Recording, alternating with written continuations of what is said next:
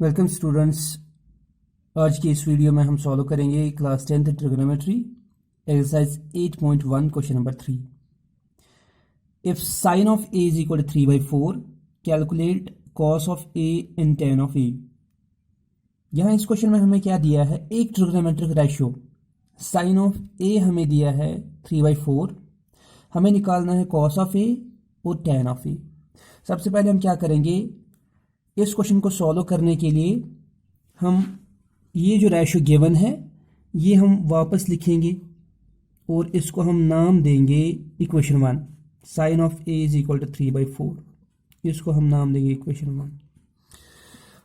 उसके बाद हम क्या करेंगे, एक राइट एंगल ट्रायंगल बनाएंगे। लेट इट बी, ये मैंने एक राइट एंगल ट्रायंगल बनाया ए बी सी, और सेम रेशियो जो यहाँ पे हमें गिवन है sine of A, same ratio sine of A हम इस ट्रायंगल से निकालेंगे, इस राइट एंगल ट्रायंगल से निकालेंगे। तो अगर यहाँ पे एक एंगल के बारे में बात हो रही तब BC होगा परपेंडिकुलर, AB होगा बेस और AC होगा हाइपोटेन्यूज। तो यहाँ इस ट्रायंगल में से साइन ऑफ ए का वैल्यू क्या आएगा, साइन ऑफ ए का वैल्यू आएगा परपेंडिकुलर डिवाइड बाय हाइपोटेन्यूज। तो क्या है परपेंडिकुलर इसमें, BC डिवाइड बाय हाइपोटेन्यूज क्या है AC, which implies sine of A का जो वैल्यू आएगा वो आएगा BC डिवाइडेड बाय AC। इसको मैं नाम रखूंगा इक्वेशन सेकंड। इक्वेशन फर्स्ट और इक्वेशन सेकंड जो है, अगर हम उन दोनों को लेफ्ट हैंड साइड से कंपेयर करेंगे, वो दोनों लेफ्ट हैंड साइड उन दोनों इक्वेशंस का इक्वल है, तो राइट हैंड साइड भी क्या होगा, इक्वल होगा from first and second equations. क्या हमें मिलेगा, BC divided by AC is equal to 3/4। यहां इसके बाद हम क्या करेंगे, इंटरचेंज करेंगे, 3 को लाएंगे नीचे और AC को लाएंगे 3 की जगह। लेकिन ऐसा इंटरचेंज करने से रेशियोज में कोई भी चेंज नहीं आता है। BC divided by 3 is equal to AC divided by 4। जब मैं BC को 3 से डिवाइड करूंगा कोई वैल्यू निकलेगा, जब मैं AC को 4 से डिवाइड करूंगा वही वैल्यू फिर से निकलेगा, क्योंकि दोनों इक्वल है। वो जो वैल्यू है उसको मैं फिलहाल के लिए एक कॉन्स्टेंट से रिप्रेजेंट करूंगा, let that constant be k। मैं बोल रहा हूँ BC डिवाइड बाय 3 का जो वैल्यू आया वो भी k के बराबर, AC डिवाइड बाय 4 का जो वैल्यू आया वो भी k के बराबर। यहां मैं लिखूंगा wire k is a constant. इसको कभी कभी हम कॉन्स्टेंट प्रोपोर्शनलिटी भी बुलाते हैं।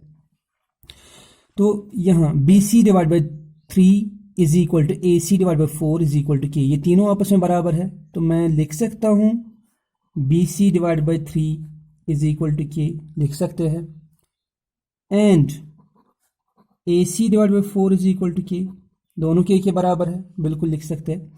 तो यहाँ से क्रॉस मल्टीप्लाई करके BC का वैल्यू निकालेंगे, BC is equal to 3k, और AC का वैल्यू निकालेंगे यहाँ से, AC is equal to 4k।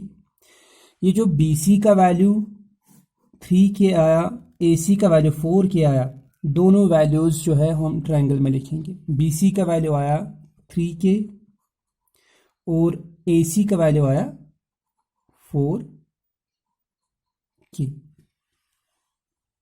अब हमें निकालना है वैल्यू ऑफ थर्ड साइड, क्योंकि अब ट्रायंगल के दो साइड हमें मिल गए, क्योंकि कोई भी रेशियो निकालने के लिए हमें तीनों साइड चाहिए।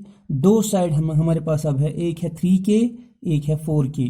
अब तीसरा साइड हम कैसे निकालते हैं, यूजिंग पाइथागोरस थ्योरम। तो इस ट्रायंगल में हम यूज करेंगे पाइथागोरस थ्योरम।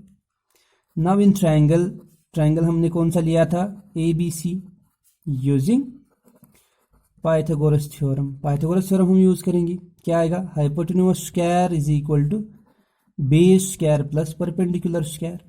हाइपोटेन्यूज इसमें है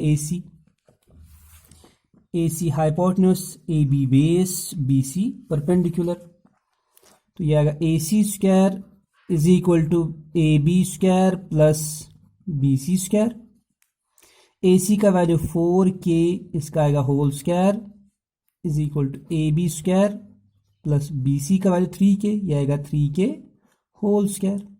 फर्दर सॉल्व करेंगे, 4k होल स्क्वायर, 4 को भी स्क्वायर है, k को भी स्क्वायर है, ये आएगा 16k square is equal to AB square plus 3 को भी स्क्वायर, के को भी स्क्वायर, ये आएगा 9 के स्क्वायर। 9 के स्क्वायर को शिफ्ट करेंगे, ये बनेगा -9 के square, which implies A B square is equal to 16 के स्क्वायर माइनस 9 के स्क्वायर। 16 के स्क्वायर को माइनस करेंगे 9 के स्क्वायर, उसका वैल्यू आएगा 7 के स्क्वायर। तो ये आया ए बी स्क्वायर का वैल्यू। लेकिन अब हमें निकालना है ए बी का वैल्यू। तो ए बी का वैल्यू कैसे आएगा वो हम यहाँ पे निकालेंगे। तो ए बी स्क्वायर का जो वैल्यू आया, ए बी स्क्वायर का जो हमारे पास वैल्यू है वो है 7 के स्क्वायर। तो ए बी का वैल्यू आएगा रूट ऑफ 7 के स्क्वायर। ए बी जो है रूट ऑफ 7 अलग, रूट ऑफ के स्क्वायर अलग लिख सकते हैं, square and square root cancel. तो ए बी का जो वैल्यू आएगा वो आएगा रूट ऑफ 7 इंटू के। तो ये हमारे पास आया तीसरा साइड, रूट ऑफ 7 इंटू के। अब हम कोई भी ट्रिग्नोमेट्रिक रेशियो इसमें से निकाल सकते हैं। अब हमें क्वेश्चन में कौन सा पूछा है? क्वेश्चन में हमें पूछा है आप निकालो कॉस ऑफ ए और टैन ऑफ ए। अब कॉस ऑफ ए जो है किसके बराबर होता है? कॉस ऑफ ए जो है वो होता है बराबर बेस डिवाइड बाय हाइपोटेन्यूज। क्या है इस ट्रायंगल में बेस? कॉस ऑफ ए, इस एंगल के बारे में बात हो रही है, मींस ए बी होगा बेस और ए सी होगा हाइपोटेन्यूज। मींस यहाँ पे जो आएगा ए बी बेस और A C hypotenuse. Cos of A is equal to A B का वैल्यू अभी हमने निकाला, क्या है ए बी का वैल्यू? रूट ऑफ 7 के और हाइपोटेन्यूज का 4 k. Root of 7 into k divide root 4 into k और के सेम है, कट हो जाएगा। तो कॉस ऑफ ए का वैल्यू आएगा रूट ऑफ 7 डिवाइडेड बाय 4। तो यह है कॉस ऑफ ए का वैल्यू। इसी तरह से हमें निकालना है दूसरा रेशो। दूसरा रेशो कौन सा है? Tan of A. टैन किसके बराबर होता है? टैन ऑफ ए, टैन होता है बराबर परपेंडिकुलर डिवाइड बाय बेस। क्या है इस ट्रायंगल में परपेंडिकुलर? इस ट्रायंगल में परपेंडिकुलर है बी सी, क्योंकि ए के बारे में बात हो रही है। B C divided by base, इसमें है ए बी। तो बेस परपेंडिकुलर का वैल्यू 3 के, बेस का वैल्यू रूट ऑफ 7 के और के कैंसिल हो जाएगा। तो टैन ऑफ ए का वैल्यू आएगा 3 बाय रूट ऑफ 7।